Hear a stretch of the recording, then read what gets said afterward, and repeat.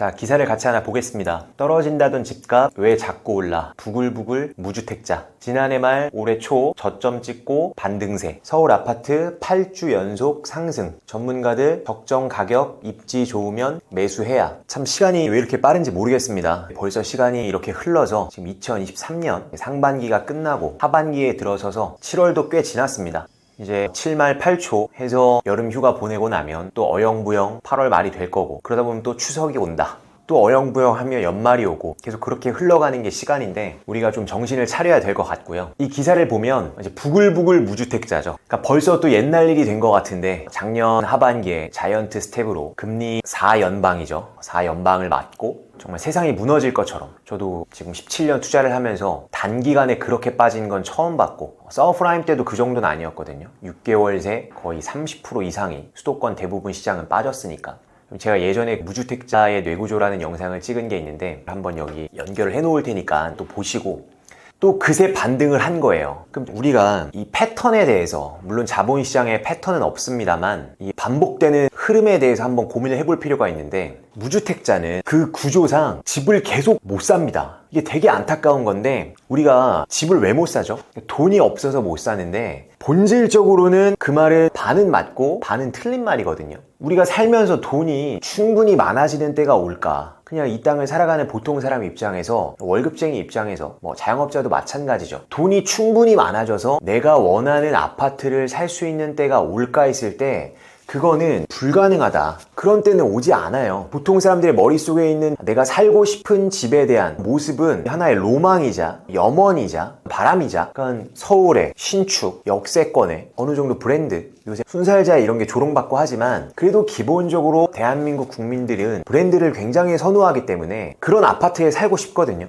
근데 그런 때가 오지 않는다는 거예요. 다들 그거를 한 방에 사고 싶기 때문에 청약을 넣는 거고, 무순이 줍줍만 떴다 하면 최근에 흑석자에도 경쟁률 보면 말도 안 되잖아요. 그거는 그냥 집 가는 길에 로또 하나 사는 거랑 별반 다를 게 없는, 그럼 그거를 넣지 말라는 게 아니라 넣어봐야죠. 사람 일은 또 모르는 거니까. 근데 그 행위 자체는 투자라고 할 수 없는 행위다. 그거는 그냥 복권 사는 거다. 로또 사는 거다. 제가 작년 말 올 초 시작을 할 때 부동산 경매 강의를 했었거든요. 굉장히 오랜만에 했던 강의였습니다. 그동안 이제 워낙 상승장이었기 때문에 몰라도 되는 거였고, 그때 이제 제 워딩은 계속 떨어지고 있으니까, 근데 굉장히 많이 떨어졌고, 반년 만에 30%가 수도권 전반적인 그 일대가 다 빠졌다는 건 비정상적인 상황이잖아요. 그럼 그게 더 빠질 수도 있죠. 더 빠질 수도 있지만 상식적으로 생각을 해보는 거예요. 저는 투자란 결국 상식을 통해서 세상을 보는 거라고 생각을 하는데, 어떤 주식이 특정 한 종목이 30% 빠진 것도 비정상적이지만, 그것도 흔치 않은 일이지만, 부동산적으로 봤을 때 전체 수도권 일대가, 대한민국이라는 건 결국 수도권인데 그게 전반적으로 다 30%가 빠졌다는 건 상식적이지 않은 상황이거든요.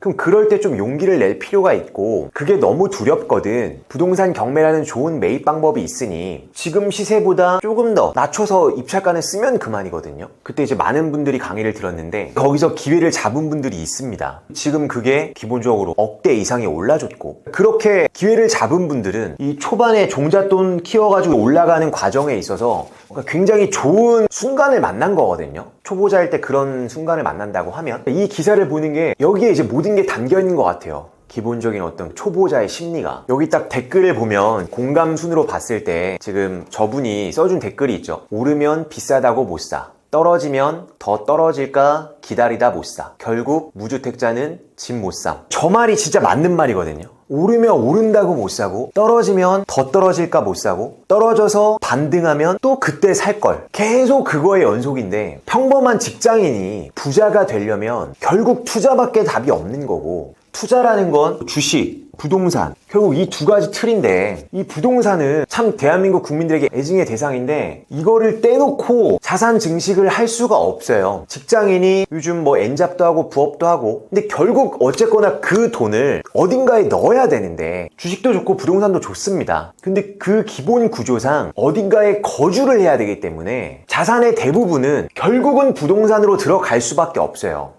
그런 사람이 없잖아요. 내가 지금 5억을 굴려. 엄청 큰 돈이죠. 5억을 굴리는데 내가 주식에 4억 9천 넣어놓고 월세 보증금 1,000만 원에 원룸 오피스텔에 살고 있다. 이게 싱글일 때는 가능하죠. 잘하는 정말 젊은 투자자분들도 계시긴 한데 결국에는 부동산에 돈이 들어가게 되어 있습니다. 그게 전세 보증금의 형태든 내 집 마련의 형태든, 그러니까 부동산이 더 낫다는 개념은 아니지만 한 번 한 번의 그 행위 자체가 치명적 실패가 있으면 안 되거든요. 참 신기한 게 집을 그냥 사는 사람은 또 너무 막 사서 문제고, 그죠? 다주택자들 중에 또 최근 1, 2년 엄청 힘들어하는 사람들 많거든요. 그거를 멈추고 현금을 좀 쥐고 있어야 되는데 그걸 또 참지 못하는 사람들이 있어요. 계속 그냥 사는. 지금 역전세 맞아서 이제 그게 도미노처럼 지금 오는 거고. 그러니까 그 참는 능력이 되게 중요하고 현금을 좀 가만히 둘 수 있는 능력도 중요한데, 그리고 또 무주택자 입장에서는 참 그 집을 한번 산다는 행위가 되게 힘들어요. 되게. 지나고 나면 참 별거 아니거든요. 두렵고 사면 떨어질 것 같고 또 내가 마음에 드는 수준의 집이 아닌 이상은 안 살려 그러고, 근데 그걸 저축을 해서 모아가자니 그 집값이 가만히 기다려주지 않고 좀 떨어졌으면 좋겠는데 좀 떨어진다는 게 10억짜리 집이 30% 하락해서 7억이잖아요. 엄청 많이 빠진 거잖아요. 근데 그것도 비싸다라고 생각하는 게 기본적인 무주택자의 마인드라는 거죠. 그래서 저는 이게 날 때부터 정해진 건가? 근데 그렇게 너무 운명론처럼 얘기하고 싶진 않습니다. 그러니까 극복할 수 있다. 무시할 수는 없지만. 왜냐면 제가 살아온 걸 봤을 때도 저희 집도 그런 집이 아닌데, 이런 부동산 투자에 밝아서 막 이런 걸 하는 집이 아닌데, 누가 가르쳐주지 않았는데, 그럼 제가 우리 부모님 자식인데 어디서 주워오지 않은 이상 그 피와 그 DNA가 흐를 텐데 저는 달라졌거든요. 그런 사람들을 어렸을 때 봤고 책을 봐서 그 저자를 만나러 계속 다닌 거죠. 그러다 보니 이게 계속 바뀌는 거죠. 생각하는 방식이. 그러니까 우리 부투스쿨 구독자분들은 이거를 꼭 극복하셨으면 좋겠어요. 한 살이라도 어릴 때 그걸 깨부숴야 돼요. 좀 그걸 깨자. 지나고 나면 별거 아니다. 대부분의 일반 개인 투자들이 하는 방식이 떨어졌으니까 사고, 올랐으니까 팔고, 다시 떨어졌으니까 사고, 뭐 이러잖아요. 근데 그렇지 않아요. 그 바닥을 맞출 수 없습니다. 계속 반복적으로 맞출 수 없어요. 기본적인 이 사이클이 있죠. 우리가 봄, 여름, 가을, 겨울 이런 식으로 계절에 많이 비유하곤 하는데, 그거를 시장을 계속 관찰하면 느낄 수 있단 말이죠. 내 욕심을 가리고 정말 객관적으로 관찰하면서 시장을 바라본다면 지금은 사람들의 욕망이 너무 과하다. 반대로 지금은 공포가 너무 강하다. 이걸 느낄 수가 있거든요.